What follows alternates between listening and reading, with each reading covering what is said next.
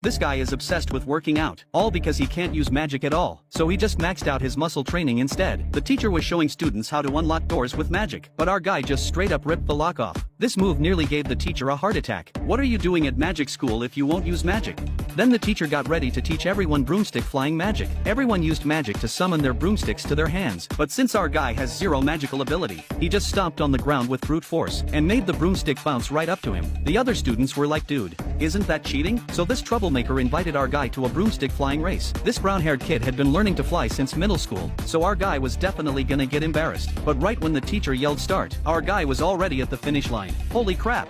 Brown hair didn't even know what hit him. Even the teacher was stunned. That speed just broke the world record for broomstick flying. Nobody could figure out what happened, but our guy's roommate saw everything clear as day. Our guy threw the broomstick at the start, then launched himself after it. He was going so fast he had to use air resistance to slow down before catching the broom. That's how he pulled off this physics-based magic broomstick flight. But even then, brown hair was still ticked off, convinced that our guy must have cheated somehow. However, this stunt caught the attention of the blonde school bully, who came over acting all friendly, wanting to be buddies. The other students figured our guy was toast, about to become the first high schooler kicked out of campus.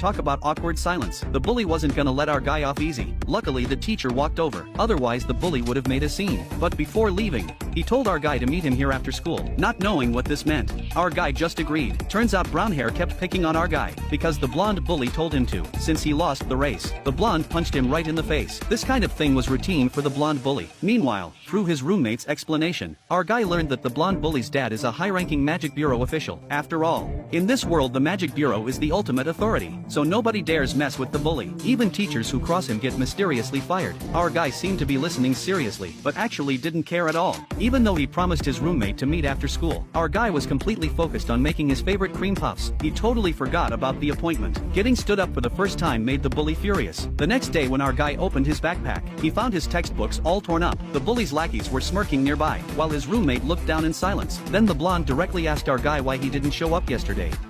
And our guy was completely honest. I was busy making cream puffs and forgot about you.